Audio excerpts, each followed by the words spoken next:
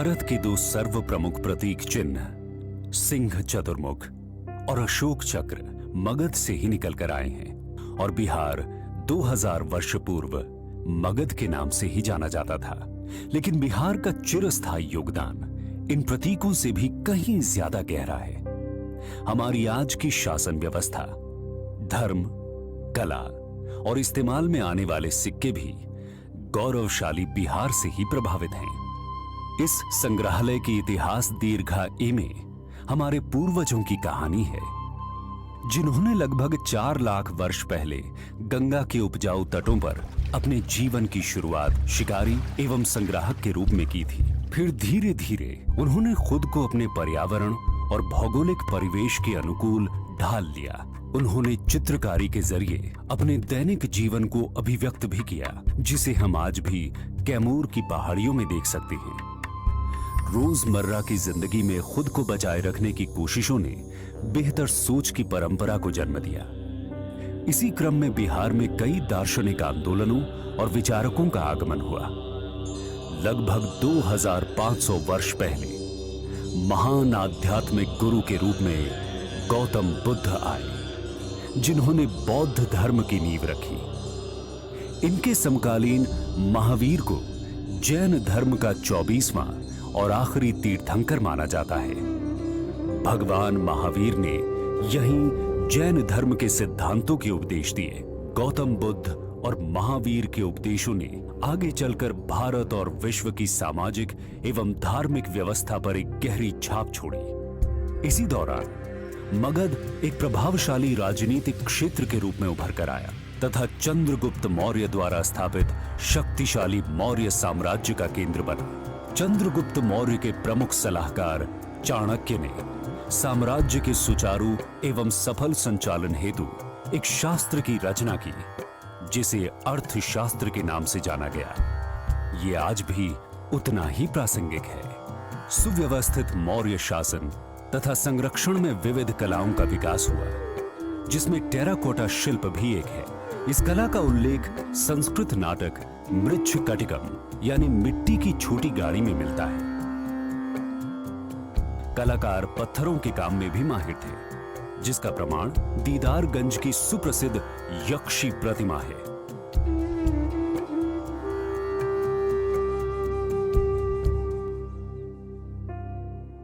वर्तमान पटना के कुम्हरार नामक स्थल पर खुदाई के क्रम में एक 80 स्तंभों वाला सभागार प्रकाश में आया है।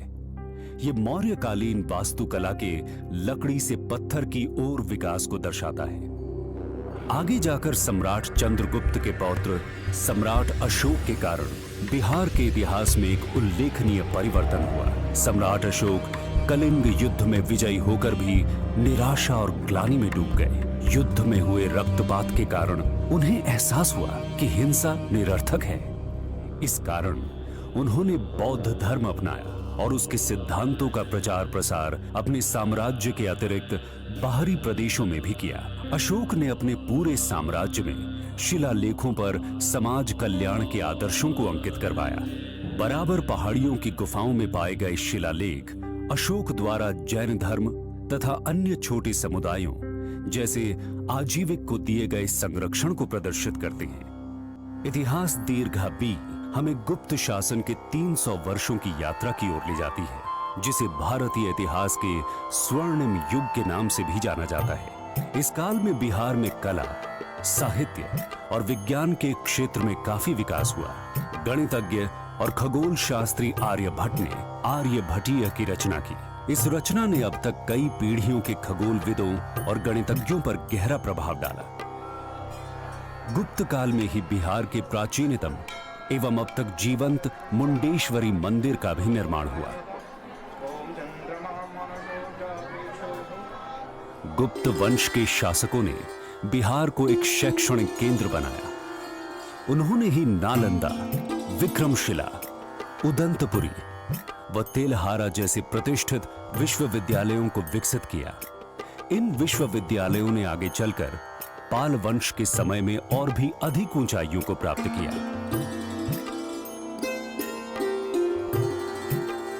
संग्रहालय में रखी पाल कालीन बौद्ध व हिंदू मूर्तियां इस समय के कलाकारों की कलात्मक दक्षता एवं अभिव्यक्ति की सक्षमता को दर्शाती हैं। इनका विकास पाल वंश के 400 वर्षों की शासन अवधि व संरक्षण के दौरान हुआ। पूर्व मध्यकाल एक तरह से सत्ता परिवर्तन का काल रहा। इतिहास दीर्घा सी ये दर्शाती है कि किस तरह बिहार ने इस अशांत समय में भी अपनी सामरिक नीति की महत्ता को बनाए रखा। 16वीं शताब्दी में शेर शाह सूरी ने अपने अधीनस्थ क्षेत्रों पर सुव्यवस्थित प्रशासन चलाया। अपने 5 वर्ष के संक्षिप्त शासनकाल के दौरान विभिन्न व्यापार मार्गों को जोड़कर शेर शाह सूरी ने सड़क आजम बनाई, जिसे आज ग्रैंड ट्रंक रोड कहा जाता है। शेर शाह सूरी ने ही उस समय रुपया नामक मुद्रा का प्रचलन शुरू किया, जो वर्तमान मुद्रा रुपया का पूर्व रूप था। शेर शाह सूरी द्वारा सासाराम में बनवाया शानदार मकबरा उनकी चिरस्थायी विरासत की गवाही देता है।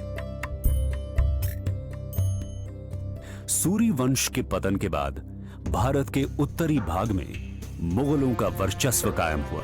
बादशाह अकबर के शासन के समय बिहार मुगलों के 12 मुख्य प्रांतों में से एक में गिना जाने लगा।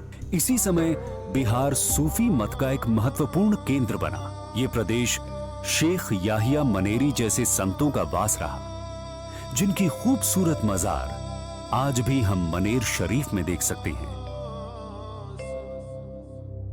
सिख धर्म की आध्यात्मिक तरंगों ने भी बिहार में गंगा के तट को छुआ। पटना में ही सिखों के अंतिम गुरु गोविंद सिंह जी का जन्म हुआ। हरमंदिर साहब को सिखों के 5 तख्तों में से एक गिना जाता है। समुद्री मार्गों और व्यापार के विकास के कारण British east India company Bharat में पहुंची। अंग्रेजी प्रभाव से कलमबंद प्रमाणों की परंपरा शुरू हुई। पटना कलम चित्रकला इसी परंपरा का एक उदाहरण है, जिसमें जनसाधारण की छवि मिलती है। परंतु जल्द ही अंग्रेजों के आर्थिक नियंत्रण ने बिहार पर बुरा असर डालना शुरू कर दिया। किसानों को अनाज की फसलों की जगह अफीम और नील जैसी नकदी फसलों को जबरन उगाना पड़ा, जिसके कारण बिहार में कई भयानक अकाल पड़े।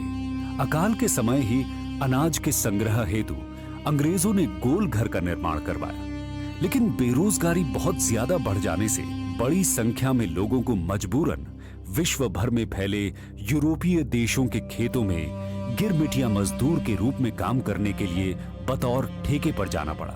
आज मॉरिशस, सूरीनाम व फिजी जैसे देशों में इन लोगों ने अपने बिहारी मूल के साथ एक नई पहचान बनाई है। बिहारी संतति दीर्घा गर्वपूर्वक आपका परिचय बिहारी मूल के ऐसे प्रधानमंत्रियों, लेखकों, क्रिकेट खिलाड़ियों और कलाकारों से कराती है, जिन्होंने अपनी मातृभूमि की संपन्नता में योगदान दिया है। इधर भारत में जैसे जैसे औपनिवेशिक ताकतों का अत्याचार बढ़ा, वैसे वैसे आजादी की पुकार और भी बुलंद होती गई। स्वाधीनता आंदोलन को बिहार के चंपारण सत्याग्रह से बहुत बल मिला। इसकी शुरुआत किसी और ने नहीं, स्वयं मोहनदास करमचंद गांधी ने की थी। भारत का सबसे पहला सविनय अवज्ञा आंदोलन गांधी जी ने ही शुरू किया, जिसने भारतीयों की एक संपूर्ण पीढ़ी को स्वाधीनता की लड़ाई के लिए प्रेरित किया और अंततः 15 अगस्त 1947 को भारत को स्वतंत्रता प्राप्त हुई।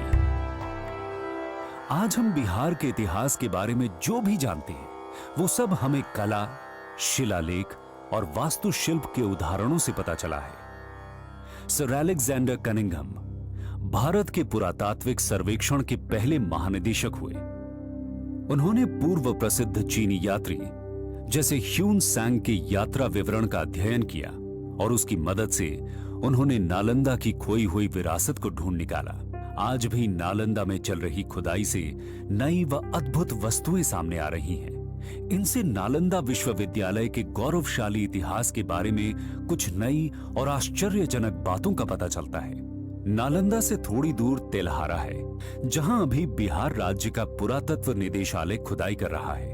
इस उत्खनन से यह पता चलता है कि तेल्हारा भी कभी नालंदा की तरह ही शिक्षा का एक महत्वपूर्ण केंद्र रहा होगा।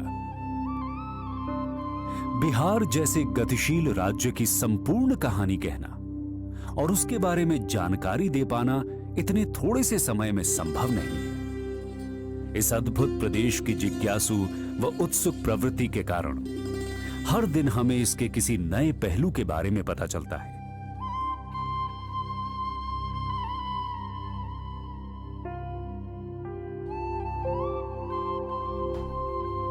बिहार संग्रहालय इस प्रदेश की समृद्ध विरासत और यहां के स्वाभिमान और अनुकरणीय स्वभाव की मानसिकता को सलाम करता है। आइए बिहार संग्रहालय में आकर बिहार के महानतम ऐतिहासिक क्षणों का अनुभव करें।